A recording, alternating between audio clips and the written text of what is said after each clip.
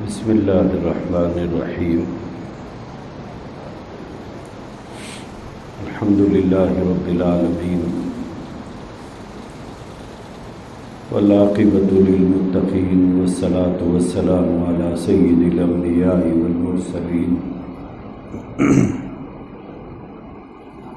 محمد وعلی آلہ واصحابہ وازواجہ وذریاتہ واہل بیتہ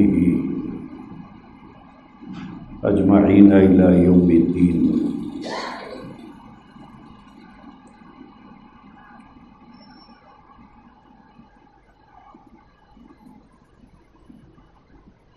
قال النبی صلی اللہ علیہ وسلم اتقوا فراست المؤمن فإنه ينظر بنور الله أو كما قال صلی اللہ علیہ وسلم۔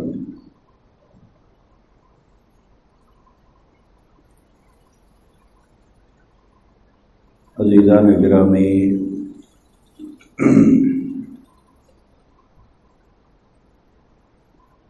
اللہ کے نبی علیہ الصلاۃ والسلام کے صحابہ کرام میں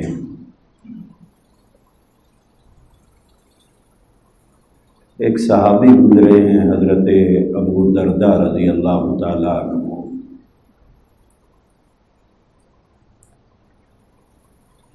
مدینہ کے رہنے والے تھے،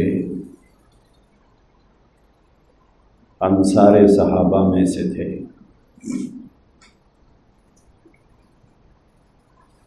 اونچے درجے کے بڑے صحابہ کرام میں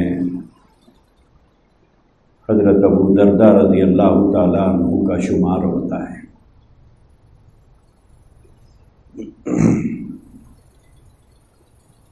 اللہ تعالیٰ نے ان کی زبان پر بہت سی حکمت بھری باتیں جاری کی تھی، اسی لیے علماء نے ان کے بارے میں لکھا ہے کہ یہ امت محمدیہ کے حکیم ہیں۔ حکمت سے بھرپور باتیں اللہ تبارک و تعالیٰ ان کی زبان پر جاری کرتا تھا۔ ان کی بہت سی نصیحتیں کتابوں کے اندر لکھی ہوئی ہیں۔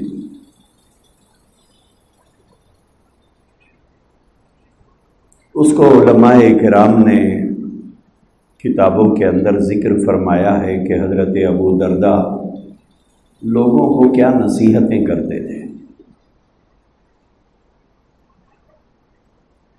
ان کی نصیحتوں میں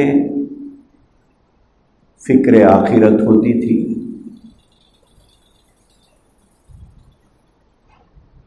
اس کے اندر خیر خواہی ہوتی تھی، انسانیت کو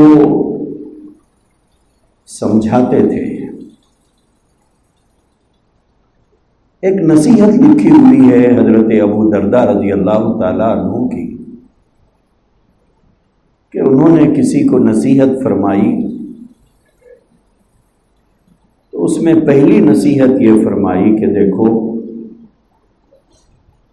مظلوم کی بد دعا سے ڈرا کرو۔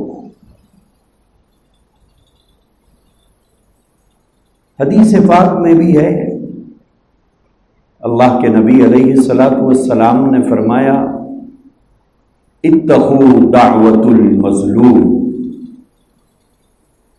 فإنه ليس بينها وبين الله حجاب۔ مظلوم کی بد دعا سے ڈرا کرو، کیونکہ مظلوم کی بد دعا اور اللہ کے درمیان میں کوئی حجاب نہیں ہوا کرتا۔ جب مظلوم تڑپ کر اللہ کو پکارتا ہے، اگر اس پر ظلم ہوا ہے، وہ مظلوم ہے، وہ جب تڑپ کر اللہ کو پکارتا ہے تو اللہ سارے حجاب کے پردوں کو ہٹا کر اس کی اس تڑپ بھری پکار کو لے لیتے ہیں۔ اسی لیے ہمیشہ اس بات کا خیال رہنا چاہیے کہ ہماری جانب سے کسی پر کسی قسم کی زیادتی نہ ہو۔ وہ مظلوم آدمی نیک ہونا کوئی ضروری نہیں ہے۔ ایسا نہیں ہے کہ نیک آدمی مظلوم ہے، وہ بد دعا دے گا تو لگے گی، اور کوئی برا آدمی ہے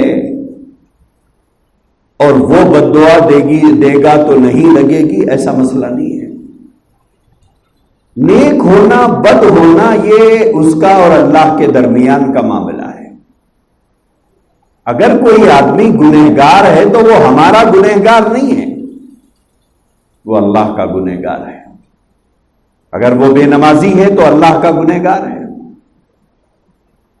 اگر وہ شرابی ہے تو وہ اللہ کا گنہگار ہے، وہ ہمارا گنہگار نہیں ہے۔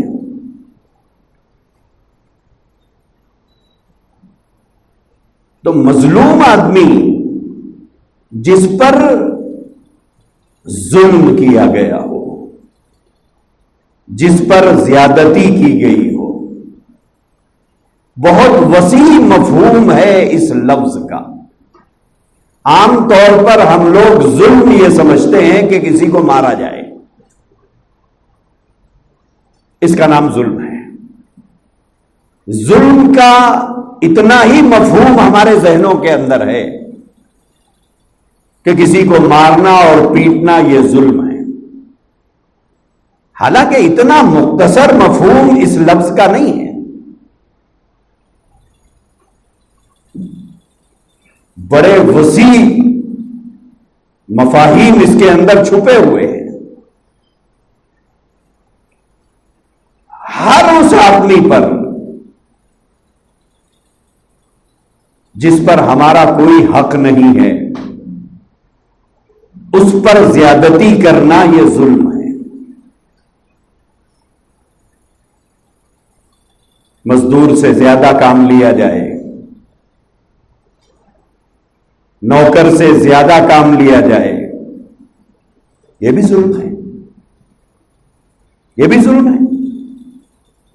اس کے جانے کا وقت 8 بجے طے ہے، آپ 10 بجے تک اسے جانے نہ دیں، یہ بھی ظلم ہے۔ اس کے اور ہمارے درمیان میں کام کا جو معاہدہ ہوا ہے، اس معاہدے کے خلاف اس سے کام کرانا یہ بھی ظلم ہے۔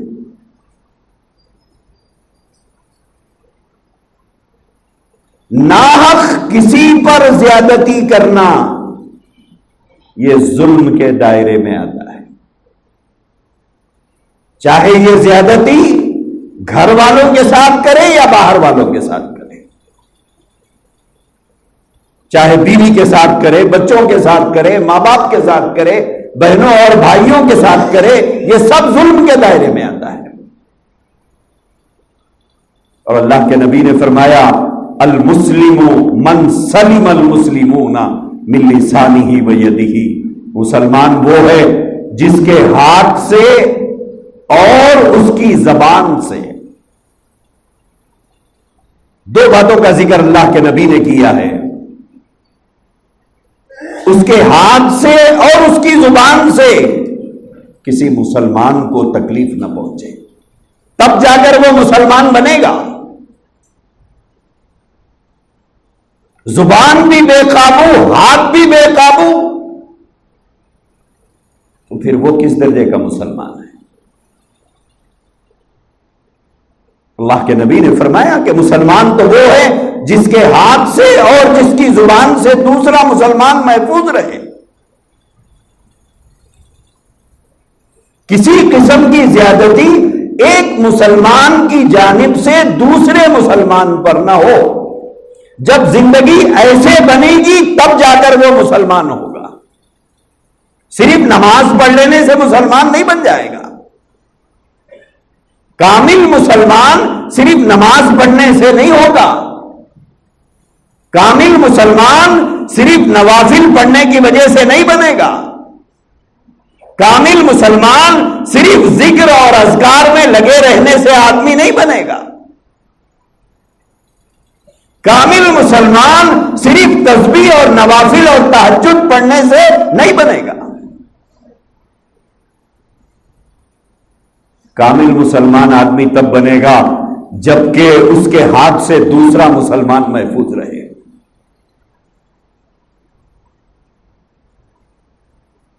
چاہے تکلیف مار کر پہنچائی جائے یا قلم سے لکھ کر پہنچائی جائے، دونوں برابر ہے.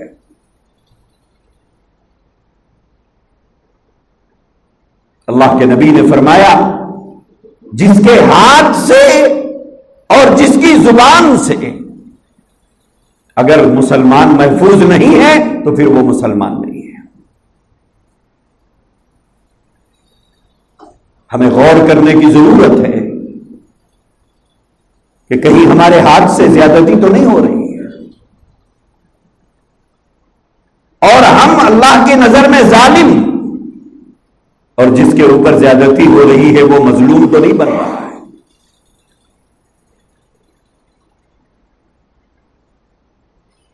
ہماری زبان سے کسی کو اذیت تو نہیں پہنچ رہی ہے، کسی کا دل ہم دکھا تو نہیں رہے.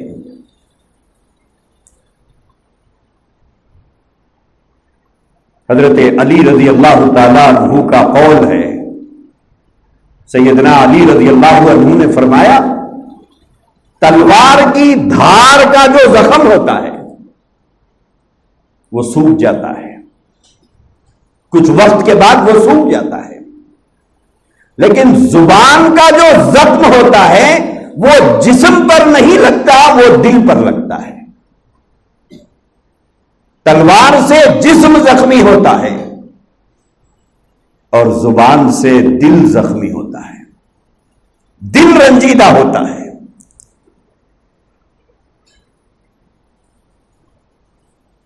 اگر ہماری زبان سے کسی کا دل رنجیدہ ہو رہا ہے اور وہ وقتی طور پر کسی وجہ سے اگر خاموش ہو گیا، چھوٹا ہونے کی وجہ سے، کمزور ہونے کی وجہ سے، غریب ہونے کی وجہ سے، نوکر ہونے کی وجہ سے، ماتحت ہونے کی وجہ سے اگر خاموش بھی ہو گیا، لیکن اس کی دل کی پکار تو خالی نہیں جائے گی.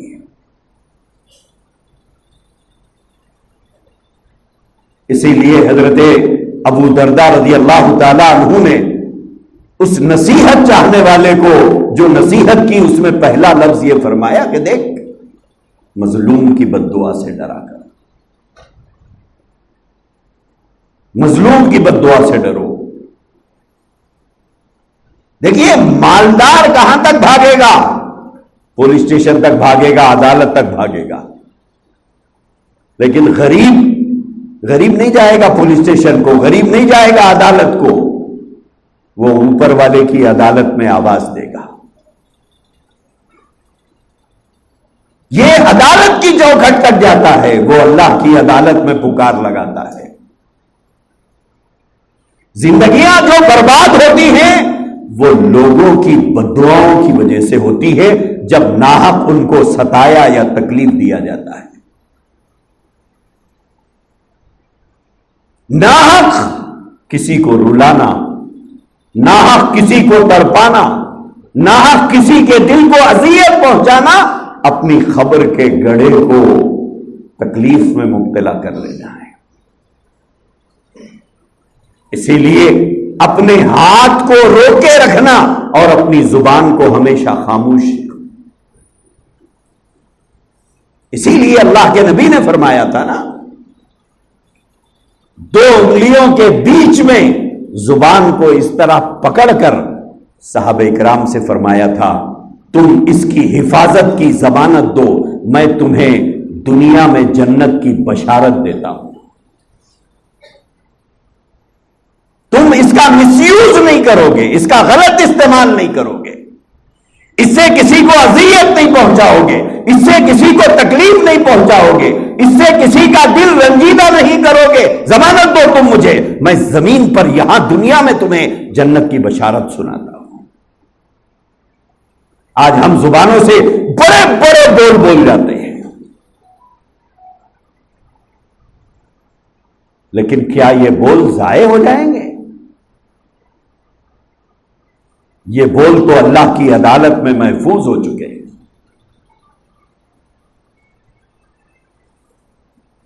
اسی لیے جو آدمی بہت زیادہ بولنے کا عادی ہوتا ہے اس کی زبان گناہوں میں مبتلا ہونے کا بہت خطرہ رہتا ہے۔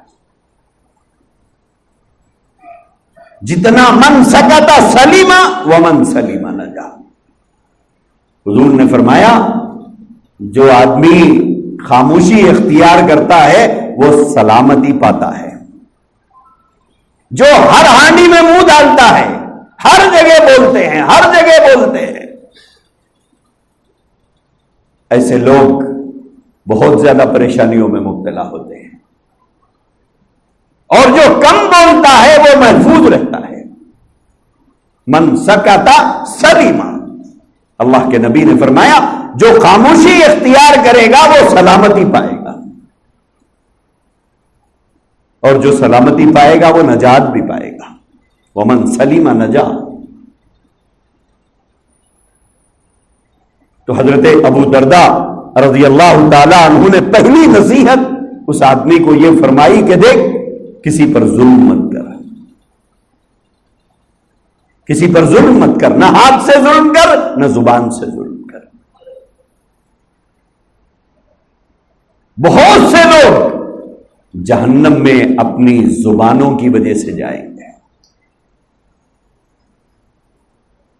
اپنی زبانوں کی بے احتیاطی کی وجہ سے جائیں گے۔ کوئی کمزور دکھا، گالی دے دیا اسے، تھپڑ مار دیا اسے، طاقتور کو تو کچھ نہیں کر سکتے، جتنا زور ہم بتاتے ہیں کمزوروں پہ بتاتے ہیں، اور کمزور بدلہ نہیں لے سکتا، لہذا وہ اللہ کی عدالت میں پکار لگاتا ہے۔ واقعہ لکھا ہے کتابوں کے اندر، پرانے زمانے کے ایک بادشاہ کا واقعہ ہے کہ اس کا محل بڑا کیا جا رہا تھا،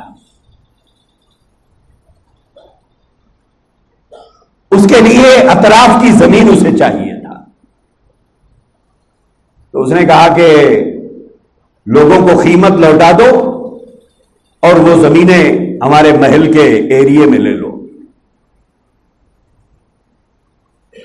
کچھ لوگوں نے دیا، کچھ لوگوں نے انکار کیا۔ انہی میں سے ایک بڑھیا رہتی تھی، ایک کٹیا کے اندر ایک جھوپڑی تھی، اس جھوپڑی میں رہتی تھی۔ بادشاہ کے کارندوں نے اس سے کہا کہ بادشاہ کو ضرورت ہے دو۔ اس نے کہا کہ بادشاہ کا کوئی حق میری زمین پر تو نہیں ہے، میں نہیں دوں گی۔ اصرار کیا تب بھی نہیں دی،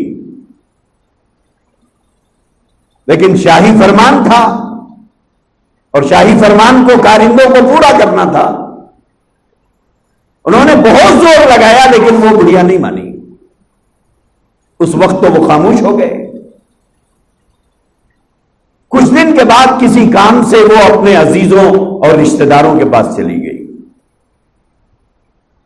اس کا فائدہ اٹھا کر انہوں نے اس کا جھوپڑا صاف کر دیا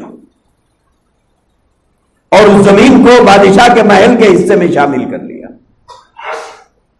کچھ دن کے بعد وہ بڑھیا لوٹ آئی تو اس کی کٹیا غائب تھی۔ دل اس کا تڑپ اٹھا اور اس نے روتے ہوئے آسمان کی طرف سر اٹھا کر یہ فرمایا، پروردگار میں تو نہیں تھی مگر تو تھا نا، میں نہیں تھی لیکن تو موجود تھا۔ ادھر اس کی پکار نکلی، ادھر محل دھڑام سے نیچے گر گیا۔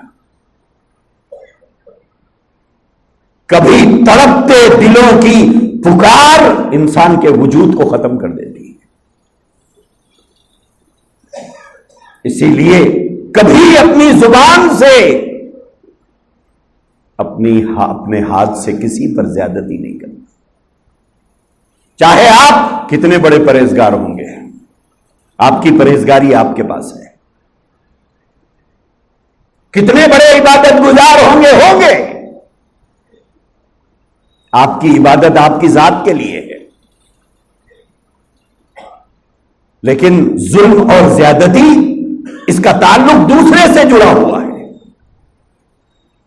تو حضرت ابو درداء رضی اللہ تعالیٰ عنہ نے فرمایا کہ دیکھ، کسی پر ظلم مت کر، مظلوم کی بد دعا سے ڈرا کر اندیشہ۔ دوسری نصیحت حضرت ابو درداء رضی اللہ تعالیٰ عنہ نے اس آدمی کو یہ فرمائی کہ دیکھ، مال و دولت سے اگر تیری ضروریات زندگی پوری ہو جائے،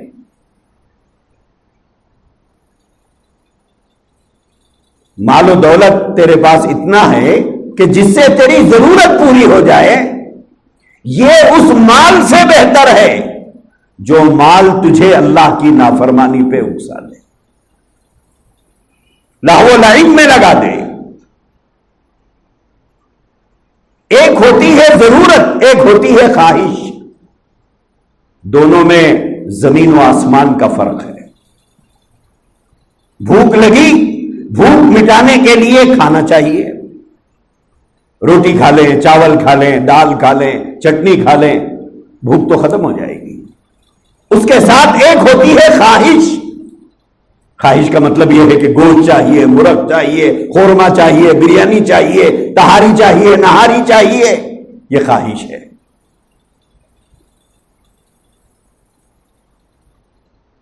حضرت ابو درداء رضی اللہ تعالیٰ عنہ نے اس شخص سے فرمایا کہ دیکھ،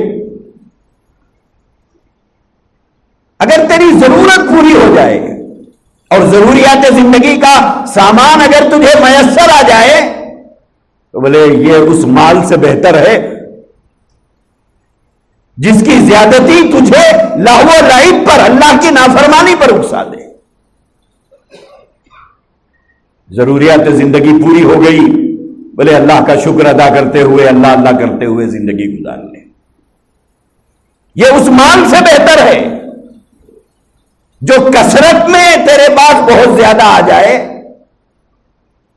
اور تجھے وہ اللہ کی نافرمانی پر اکسائے۔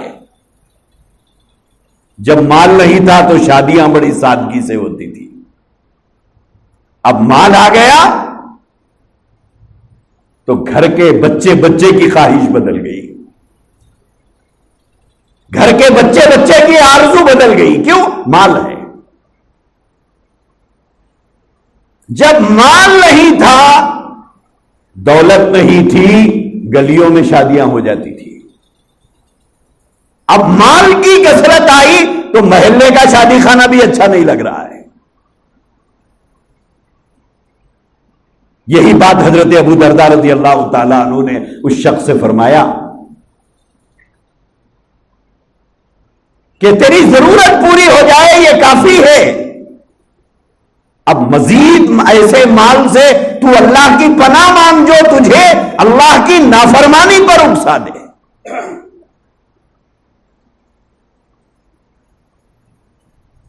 اسی لیے قرآن نے کہا انما اموالکم و اولادکم فتنہ، کہ یہ مال، یہ اولاد فتنہ ہے، یہ فتنہ ہے۔ تو حضرت ابو درداء نے فرمایا ضروریات اگر تمہاری پوری ہو جا رہی ہے شکر کرو، شکر کرو، بولے یہ اس مال سے بہتر ہے جو تجھے اللہ کا نافرمان بنا دے۔ آج مال ہی تو ہے جس کی وجہ سے ہم اللہ کی نافرمانی کر رہے ہیں۔ اگر مال نہ ہوتا تو شادی میں باجا نہ ہوتا، اگر مال نہ ہوتا تو گھر اور گلی لائٹوں سے نہ سجتی، اگر مال نہ ہوتا تو یہ خواہشات نہیں ہوتے ہمارے۔ مال نے خواہشات پیدا کیے ہیں، گویا اللہ کا دیا ہوا انعام اس کی بغاوت میں استعمال ہو رہا ہے، اللہ کی دی ہوئی دولت اس کی نافرمانی میں استعمال ہو رہی ہے۔ لوگ بولتے میرا پیسہ ہے، ارے بھائی تیرا پیسہ نہیں ہے، میرا پیسہ نہیں ہے، اللہ کہتا ہے میرا ہے۔ یہی تو ہم سے غفلت ہو رہی ہے کہ میرا، اللہ فرماتے ہیں تیرا نہیں ہے، وَمِمَّا رَزَقْنَاهُمْ يُنْفِقُونَ، مال دینے کی نسبت اللہ نے اپنی طرف کی ہے، میرا ہے، ہم نے دیا ہے، یہ ہمارا ہے۔ یہ اگر ہمارا ہوتا تو خبر میں لے کے نہیں جاتے ہم لوگ، ہمارا نہیں ہے۔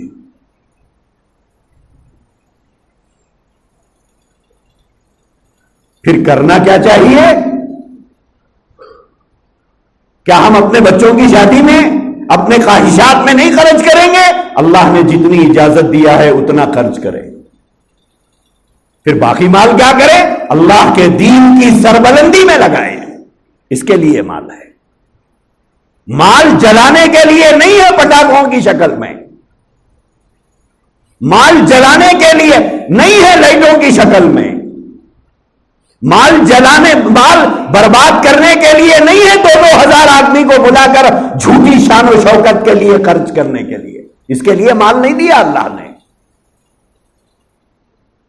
ضروریات زندگی پر خرچ ہونے کے بعد بچے ہوئے مال کو دین کے تقاضوں پر لگاؤ، اسلام کی حفاظت، اسلام کی اشاعت، اسلام کی سربلندی پر لگاؤ، اس کے لیے اللہ نے مال دیا۔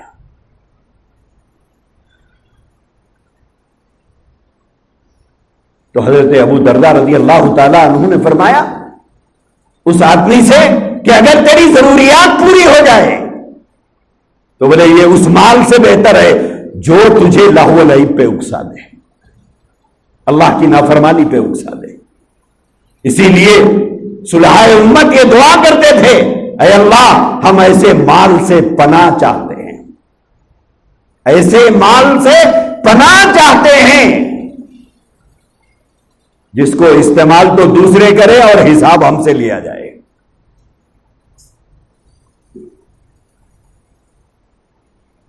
آج جس راستے سے مال آ رہا ہے، آنے دیجئے آنے دیجئے، ویلکم ویلکم ویلکم، جمانا ہے۔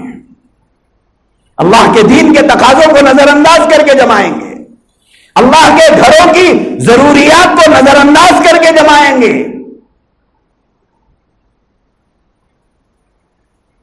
اللہ کے دین کے لیے، اسلام کی سربلندی کے لیے، اسلام کو دنیا میں عام کرنے کے لیے، اللہ کے دین کو لے کر اللہ کے بندوں تک پہنچنے کے لیے تیار نہیں مال خرچ کرنے،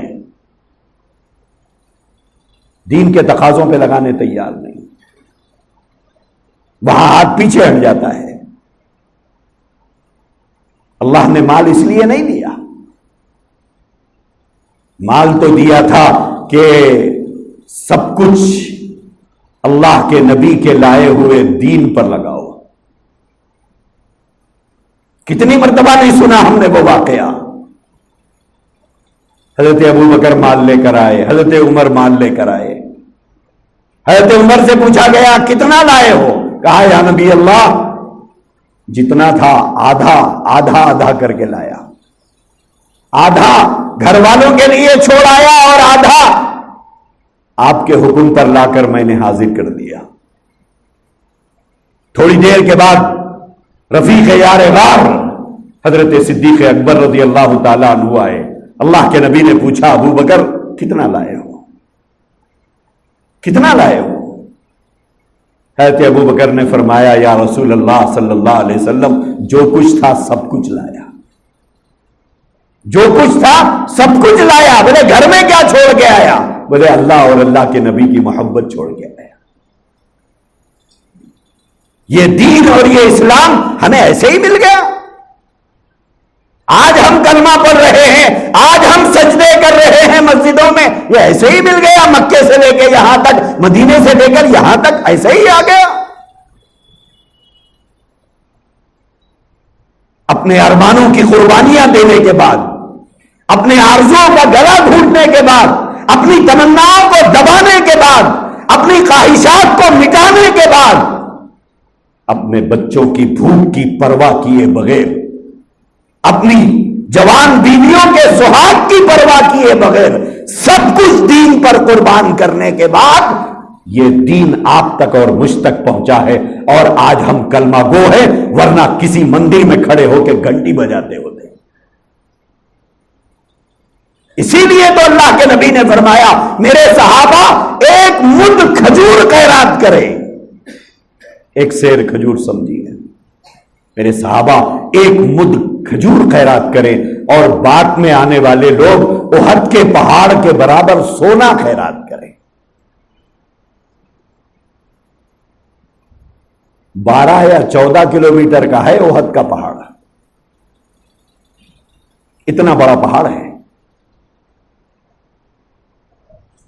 اور جب ساری انسانیت جنت میں جائے گی، اللہ کے نبی نے فرمایا احد کا پہاڑ بھی جنت میں جائے گا۔ اس کی خوبیاں خصوصیات ہیں، اس بنیاد پر اللہ کے نبی نے فرمایا تھا۔ تو اللہ کے نبی نے فرمایا میرے صحابہ ایک مد کھجور خیرات کریں، اور بعد میں آنے والے احد کے پہاڑ کے برابر سونا خیرات کریں، تو ایک مد کھجور پر میرے صحابہ کو جو ثواب ملے گا، بعد میں احد کا پہاڑ خیرات کرنے والوں کو اتنا ثواب بھی نہیں ملے گا۔ کیوں؟ دل پاکیزہ تھے، دل میں خالص اللہ اور اللہ کے نبی کی محبت تھی، اور اللہ کے نبی کے لائے ہوئے دین کو دنیا کے چپے چپے میں پھیلانے کے جذبے تھے۔ آج تو پڑوسی کی فکر نہیں ہے ہم کو، پڑوسی تو دور کی بات ہے، اولاد کی فکر نہیں ہے۔ آج بے نمازی بیٹے کو دیکھ کر باپ بے قرار نہیں ہے، بے نمازی بیوی کو دیکھ کر شوہر بے قرار نہیں ہے، بے نمازی بیٹی کو دیکھ کر شوہر بے قرار نہیں ہے۔ کسی دن بیٹا یا بیٹی جلد سو جائے اور باپ آنے کے بعد پوچھتا ہے کیا بات ہے، آج بچہ جلدی سو گیا، آج بیٹی جلدی سو گئی، روزانہ جاگتی تھی آج جلدی سو گئی، کیا بات ہے؟ ماں کچھ نہ کچھ وجہ بتائے گی، باپ فوراً پوچھے گا کھانا کھا کے سوئی، بیٹا کھانا کھا کے سویا یا نہیں سویا؟ بیوی بولی کھا کے سو گیا، بولے کوئی بات نہیں تھک گیا ہوگا۔ لیکن ہم باپ کبھی پوچھتے ہیں کہ عشاء پڑھ کے سویا؟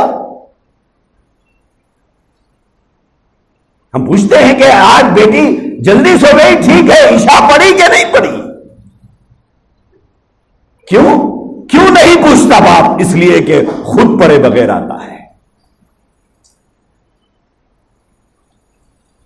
اللہ کیا فرماتے ہیں؟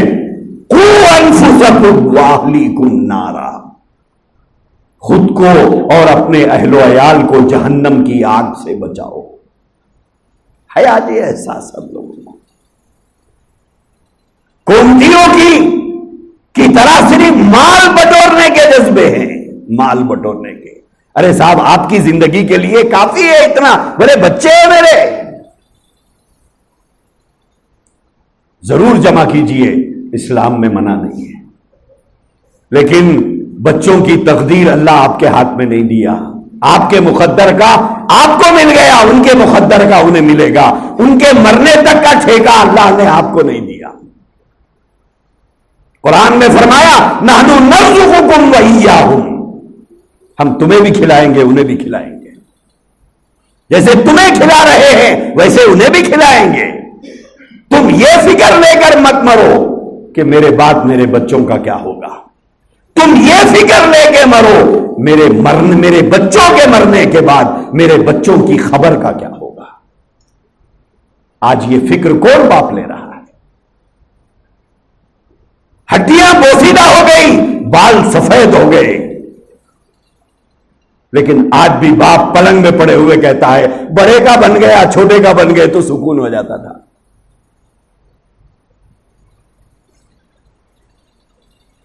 بڑے کا کاروبار اچھا چل رہا، چھوٹے کا چل گیا تو میرے خبر میں ہڈیاں سکون سے رہیں گے۔ اس فکر میں ہم جی رہے ہیں۔ ہمیں یہ فکر ہے کہ ہمارے بعد ہمارے بچوں کی روزی روٹی کا کیا ہوگا، ہمیں یہ احساس نہیں ہے کہ میرے بچے کے مرنے کے بعد میرے بچے کی آخرت کا کیا ہوگا، اس کی خبر کا کیا ہوگا، کتنے دن جیے گا ہمارے بعد ہمارا بچہ، کیا نوح علیہ السلام کی عمر لے کے آیا ہے، کتنے سال رہے گا ہمارا بچہ ہماری بچی کتنے برس جئیں گے ہمارے بعد؟ کوئی نوح علیہ السلام کی عمر تو نہیں لے کے آیا، نہ آب حیات پی کے آیا ہے کہ ہمیشہ اس دنیا میں رہے گا۔ آپ سوچ رہے ہوں گے سب سے آخر میں مرے گا، اس کے بعد سور ہی بھوکا جائے گا، تب تک کیا کھائے گا؟ میرے بھائیوں، اگر کسی آدمی کو ضروریات زندگی میسر آ جائے، یہ اللہ کی نعمت ہے۔ دنیا میں بہت سے لوگ ایسے ہیں جنہیں 3 وقت عزت کی روٹی بھی نہیں ملتی ہے، ایسے بھی لوگ ہیں۔ 3 وقت کی روٹی کے لیے کسی ہوٹل کے سامنے کھڑے ہونا پڑتا ہے یا کسی دروازے پر جا کر بھیک مانگنا پڑتا ہے، اپنی عزت کو، اپنی غیرت کو نیلام کرنا پڑتا ہے۔ کیا ہم ان سے بہتر نہیں؟ سال گزر جاتا ہے، کئی باپ ایسے ہیں عید سے 1 دن پہلے ان کے آنکھوں میں آنسو ہوتے ہیں، بچے جب کہتے ہیں کہ ابا اس عید کو بھی کپڑے نہیں لاؤ گے۔ دنیا میں صرف ہم ہی غریب نہیں ہیں، ہم ہی پریشان حال نہیں ہیں، ہم ہی مفلوق الحال نہیں ہیں۔ ضروریات زندگی کا میسر آ جانا اللہ کی بہت بڑی نعمت ہے۔ جو روٹی اللہ گھر میں بٹھا کے کھلا رہا ہے، جو دال چاول اللہ گھر میں بٹھا کے کھلا رہا ہے، وہ قادر مطلق کسی فٹ پاتھ پر بٹھا کر بھی کھلا سکتا ہے، اور کئی لوگوں کو کھلا رہا ہے۔ وہ دال اور چاول، وہ چٹنی اور روٹی جو اپنی کمائی کی ہم کھا رہے ہیں، وہ قادر مطلق اس پر بھی قدرت رکھتا ہے کہ لوگوں کے گھروں کی بچی ہوئی دال اور چاول وہ سڑک پر بٹھا کر بھی کھلا سکتا ہے۔ کبھی غور کرو کہ اللہ نے ہمیں دوسروں سے بہتر بنایا ہے۔ اسی لیے حضرت ابو درداء رضی اللہ تعالیٰ عنہ نے اس آدمی کو نصیحت کرتے ہوئے فرمایا کہ دیکھ، ضروریات زندگی میسر آنے کے بعد اب مزید ہوس میں مبتلا مت ہو، بولے یہ اس دولت سے بہتر ہے جو تجھے لہو و لعب میں لگا دے، اللہ کی نافرمانی پہ اکسا دے، بغاوت پر اکسا دے، دین کے تقاضوں کو نظر انداز کرنے کے جذبے تیرے اندر پیدا ہو جائے۔ یہ بہتر نہیں ہے، وہ بہتر ہے ضروریات زندگی کا مل جانا۔ اللہ ہم سب کو توفیق عطا فرمائے۔ وآخر دعوانا الحمدللہ۔